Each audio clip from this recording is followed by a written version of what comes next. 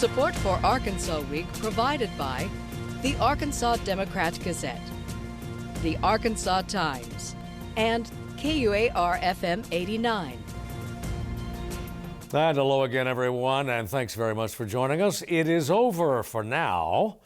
After almost 4 months in session, the Arkansas General Assembly began a lengthy recess this week to return in the early fall to take on legislative redistricting, congressional reapportionment, and the governor's planning a special session to propose some tax cuts.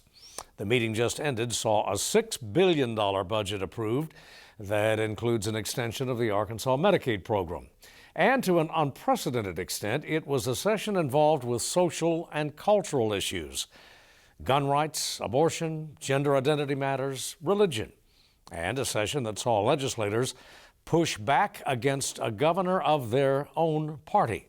For the next half hour, a review of the session, a view from the right with Republican analyst Bill Vickery, from the left, Democratic operative Michael Cook, and straight down the middle with Andrew DeMillo, the AP's Capitol Bureau Chief. Gentlemen, as always, thanks for coming in. Andrew, let's start with you. Session ended, a theme of this session, and certainly it ended on, why don't we call it, the 10th Amendment on steroids. Yeah, that's exactly right. You know, this the session kind of ended the way the whole way it's been going, which is focused on a cultural issue and focused on an issue that there's been a lot of pushback from the right over, and that was on gun issues. We saw the legislature meet in a midnight session to pass legislation that's aimed at preempting any new or future federal gun restrictions in the state. And it was really kind of a scaled back version of legislation that the governor had vetoed that he had expressed concerns about in terms of the impact that it would have on the state's cooperation with federal authorities, the impact it would have on funding for wildlife conservation. And they narrowed it down. It still faces some of the same criticism as before, which is, you know, how do you do this in a constitutional way? How do you get around the supremacy clause? And also the kind of question of this legislation, you know, prohibits local and state law officers from enforcing new or future gun restrictions that infringe on the Second Amendment. Part of the question is going to be who's going to make that determination and kind of, you know, what kind of message does it send?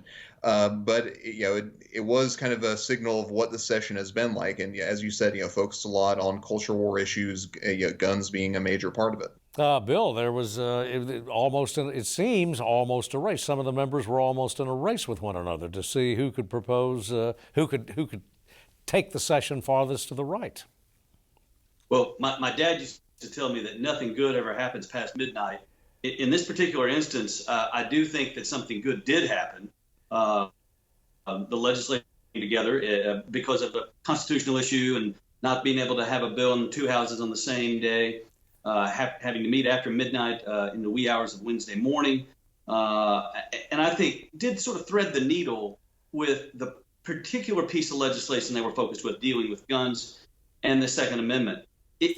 In a broader sense, though, what you see happening in Arkansas is happening in a lot of other, quote, red states, and that is legislatures jumping out in front of the federal government for fear of a lot of these cultural issues being taken away by the federal government. I think this is a reaction to the Biden administration, to the extreme left-wing sort of perspective that you see them taking early on inside the first 100 days.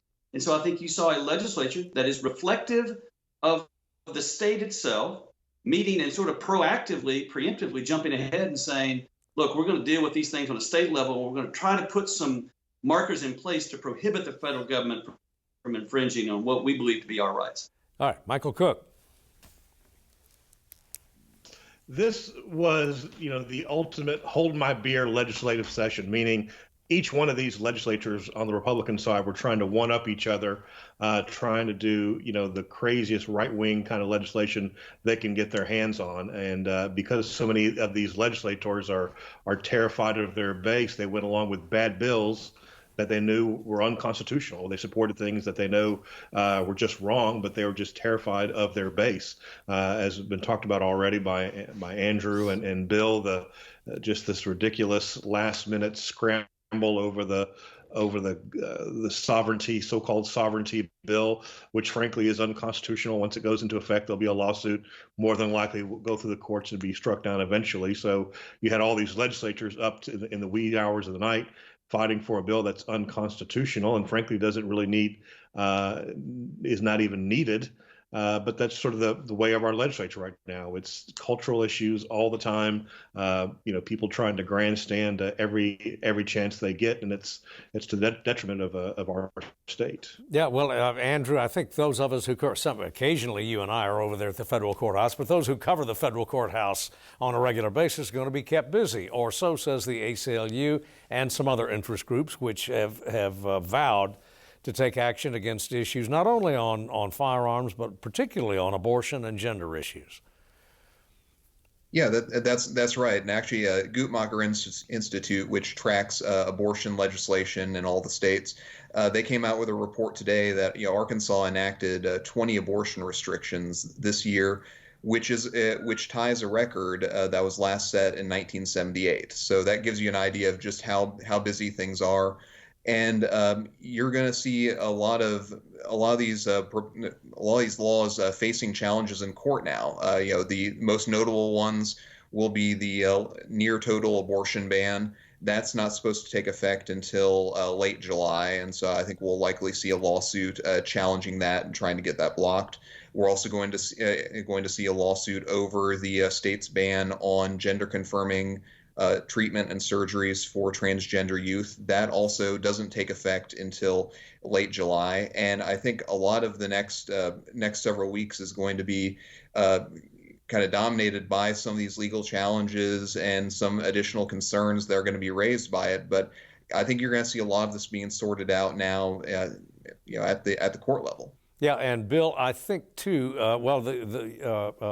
Senator Rapert and his allies were just open about it. I mean, this bill, the total ban that Andrew just mentioned, right now would not stand, but that's before it gets to the Supreme Court. Plainly, they're hoping that a different Supreme Court, a Supreme Court that is now 6-3, I think, on the conservative side, will take a fresh view fresh look at Roe. Yeah, that's a very good point. I was having a little hard time hearing Michael, so I couldn't hear exactly what he said, but the reality is this is the process now. You see legislation passed at the state level, and all of that is a test case, try to see what the courts will take up and see what they'll deal with. And so I think you're exactly right, Steve. Listen, Senator Rapert made no bones about it. This was a bill that was being passed so that it could work its way up to the Supreme Court level to test the constitutionality. And so this is the way things happen now. These things typically happen on the state level, and so off to federal court, and ultimately, I think, as you point out, to the Supreme Court for probably for most of these bills, I would imagine. Well, how much method and how much madness, though? Is it possible to judge from going in? Well, listen, I think there is no doubt that Arkansas is culturally a very conservative state. And I say this quite often. These folks, they get elected and they get reelected and reelected. So somebody like Senator Rapert's very popular in his district. And so they don't, it's not as though they're taking extreme stands and they'll pay a political price for it. Just the opposite. I think they're reflective of the districts that they represent.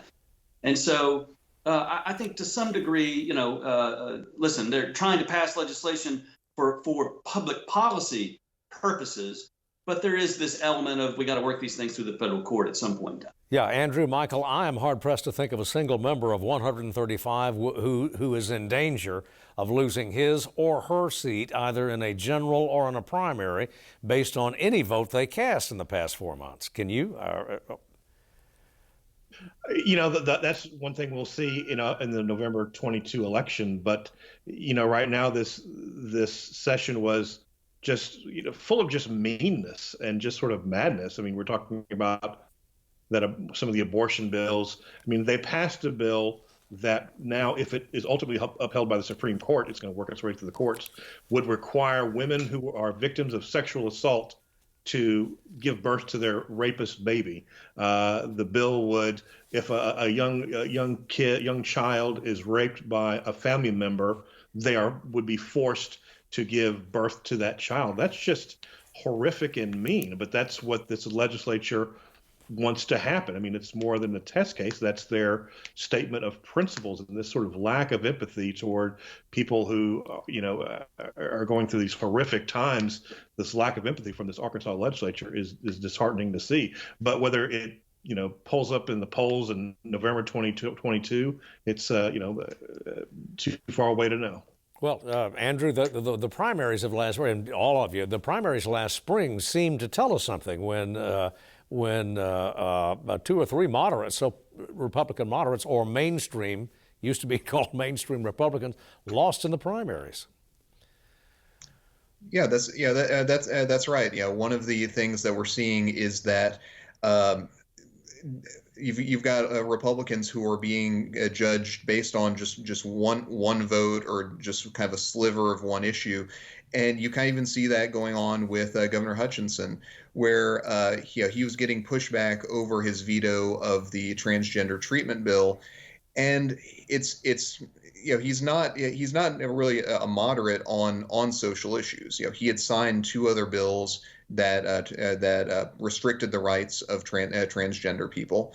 But he was getting good pushback for kind of this nuance of focusing on just part of this issue and kind of trying to put the brakes on it somewhat. And I think you're seeing some other Republicans kind of feel that as well too, where it's harder to kind of pull out on one part of the issue and try to make distinctions somewhat. I think there's a concern that they're going to be targeted in primaries just based on one bill rather than kind of their record as a whole. Yeah, it's a pretty high fence to straddle, but there have been a number of stories in national political journals over the last really month, and that is a breach. Bill Vickery, let's go to you first. A breach of sorts between the corporate community and the Republican Party. And I was struck in the past session when Walmart has, in the last 2 or 3 sessions, made its influence felt in matters of social legislation involving gay rights, I think in particular. When it asserted itself, saying this is not good for corporate and business development in Arkansas. And yet one of the gentlemen from Jonesboro, Mr. Ladyman, I believe, in this past session, took the floor and said, I'm tired of hearing from, I don't recall if he said Walmart in particular, but I'm tired of hearing the Chamber of Commerce and other corporate interests tell me what's good for the state. Are we going to see more of that? Well, I do think you've got a significant number of legislators that look to say every time business is trotted out as a rationale to either oppose or support something, you've got a growing number of members who say, hey, look, you know what they really are concerned about? They're concerned about tax rates. They're concerned about transportation. They're concerned about these meat and potatoes things. So I'm sick of hearing from these companies about issues that I know really they're parading around to sort of virtue signal. But in reality, what they really are concerned with, we're talking about lowering the tax rate or some sort of money from the governor's quick action closing fund, things of that nature. There is a level of frustration from members out there in that particular vein. And I think, Jack Wademan's a fairly principled guy and a very well-liked man in the House of Representatives. And, he's not an extremist by any stretch of the imagination. I think he's fairly middle of the road and very much a champion of corporate Arkansas. So for him to say that I think it's indicative of the frustration level that a lot of these members feel with the, quote, business interests. Yeah, Michael Cook? A corporation, no matter what corporation it is, has one purpose: make a profit. And I think a lot of these corporations are looking at some of these social issues and other issues that are being pushed, and they're seeing how it makes it more difficult to make a profit. I mean, if you're Walmart and you're trying to attract new young people to move to Northwest Arkansas to work at the Walmart headquarters, and they see these just mean, bills against transgender, against women, against working class Arkansans.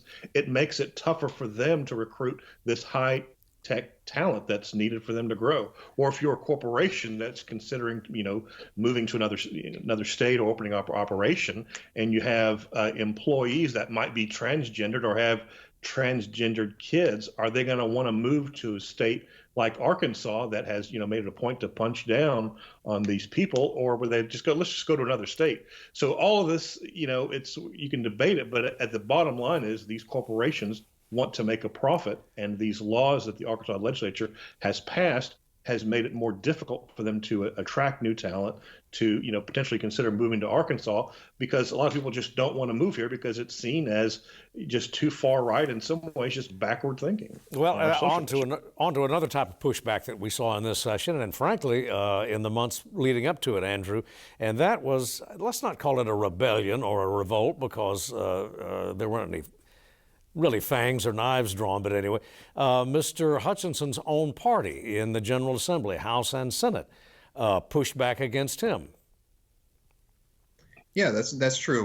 We saw it in a lot of areas, most notably a lot of the pushback and frustration that we'd been hearing before the session from some Republicans about the state's response to the coronavirus pandemic. We saw a lot of legislation trying to kind of push back on that and try to kind of rein the governor in. Even this past week, we saw the governor sign measures that would prevent the state from issuing a mask mandate again. That would prevent vaccination requirements or vaccine passports. We saw the Emergency Powers Act amended to give the legislature more power to end an emergency. And so a lot of it focused around COVID, but you also saw it going beyond that as well, too. One of the constitutional amendments that is going to be referred out to voters would give the legislature power to call itself in for a special session, which would be a major expansion of the legislature's powers. So you definitely saw this happening. You saw the governor able to resist some of this, or able to defend against some of this somewhat well. One example is the confirmation of Dr. Romero, the health secretary. We had very unprecedented confirmation fight for him that focused on COVID and on the response to COVID, and where you had some legislators kind of using that as a chance to vent frustration with him. So there were areas where the governor was able to push back on some of these changes, but it definitely was a session where you saw the legislature trying to flex its muscle more and trying to expand its powers. And of course, the authority to call itself into session is just Bill Vickery. It's anathema to every governor I've ever. No governor wants that. You're exactly correct. I mean, constitutionally, our governor is fairly weak in terms of, once the legislature's in, they can override vetoes, as we've seen, fairly easily. So governors, whether they're Republican or Democrat, tend to like to operate outside of the legislative bounds and as far as the legislative sessions go. But let me touch on this very quickly. This is not anything that's really new to a governor that's in his final term and really in his final legislative session. And I'll go so far as to say this. Especially when you look at other states, this legislature has been in fairly regularly, if not constantly, dealing with pandemic issues dating back to June, May of last year. And the governor has been very aggressive in trying to deal with these issues as far as the pandemic is concerned. There's naturally going to be a level of frustration that bubbles up here at some point in time. Frankly, you look at what's happening in Arkansas, it's a lot better than some states where you've seen legislators go after governors, the primary, there's a lot of political acrimony. Yeah, I mean, there's a little bit of cousins yelling at one another across the dinner table, but in reality, I think both the legislature and this governor have handled the situation extraordinarily well, and we're better off for it. And I think the further removed, we'll realize that more and more. Yeah, Michael Cook, and this is institutionally, the governorship in Arkansas is not an especially, compared to other states, it's not especially muscular. Correct. In the legislature, Andrew was talking about some of the vetoes. As we all know, the Arkansas is a simple majority to override any governor veto, which gives them immense power. This session they had a lot of power plays, a lot of vetoes and overrides on various issues. In two of these constitutional amendments, two of the three, the constitutional amendments that will be put forth by the legislature this coming year or next year are more examples of power play. Allowing the legislature to call themselves back into session whenever they feel like it, and to allow themselves to pass more bills, more regulations, whatever they want to do, which is why I think that probably will be defeated come November of next year. And then the second one dealing with making it tougher for citizen-led petitions to be voted on, that we're raising the requirement that for a new constitutional amendment or referendum to pass, it would take 60% of the vote. They don't want citizens to vote on issues that they care about or take charge of certain issues. So these are just two examples of these power plays this Arkansas legislature is trying to push forward. Yeah, and Andrew, prior to the social issues weren't the only thing that were addressed in the session. We ought to mention that the Medicaid expansion, with yet another new name, was approved. It took a few votes, but we got it done. Yeah, that's right. And the thing that actually is notable is how little of a fight, or how muted of a fight this really was compared to recent years. Yes, it took, I think, 5 votes in the House to approve the budget, which basically reauthorizes the expansion program. But you never really got a sense that this was a fight about expansion. You got more of a sense that this was getting caught up in other issues, other disagreements. There never really was a sense that the expansion program was in jeopardy, or that Medicaid was in jeopardy, as well as the overhaul of the program. Moving from the work requirement, which has been blocked by the courts and by the Biden administration, to more of a work encouragement type program. Kind of an incentive thing. Yeah. There really wasn't that much of a fight on either one. So you kind of try. The question is this kind of the future of it, where it's not going to be kind of the knockdown, drag out fight that we've seen in previous years. Well, I thought it was telling, too, that Senator Ballinger, as the session began or before it began, Senator Ballinger, long a vociferous opponent of it, but when he says, look, that cake has been baked, I think his term was boats left the pier or whatever. It's a part of the budget we're going to have to live with. It's just a question of how we manage it. Yeah, I think the fever has broken on fighting that from now on, and I think Andrew hit the nail on the head. It got caught up in some other issues, and so it was being used as a tool now, as opposed to this philosophical death match that has occurred over the last few years.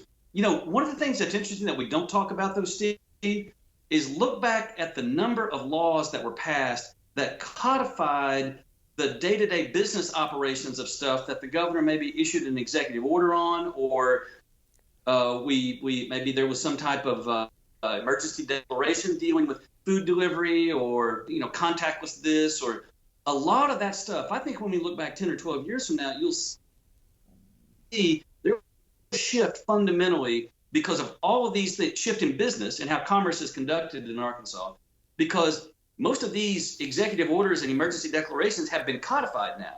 So you can sit at home and order food and get a cocktail with it at some point in time in the near future. So, I say that just one example, but a lot of these things that were done in this session, I think you'll see they will be just a regular part of life in a decade. All right, a couple of minutes left, and a couple of things to bring up. We will be back. General Assembly will be back. Again, we've got to address, or the governor wants to address tax policy, translation, tax cuts later this year. And also we've got new congressional districts.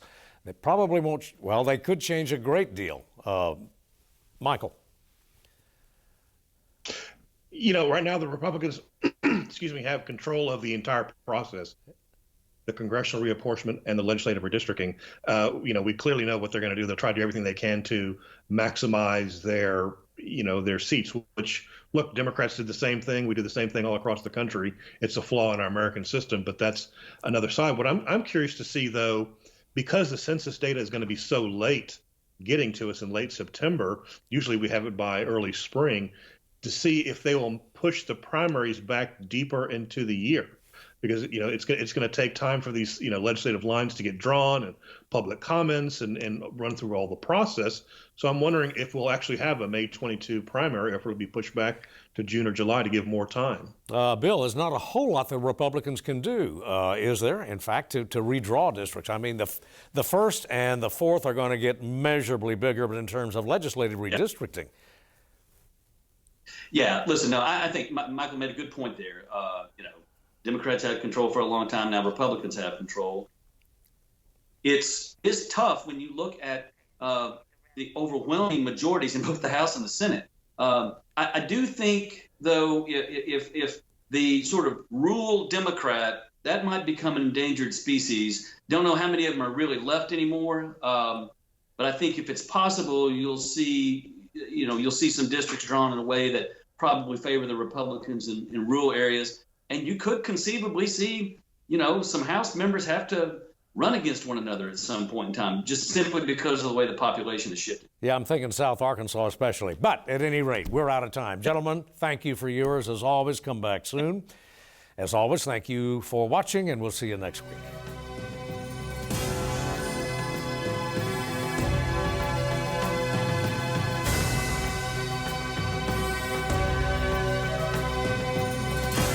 Support for Arkansas Week provided by the Arkansas Democrat-Gazette, the Arkansas Times, and KUAR-FM 89.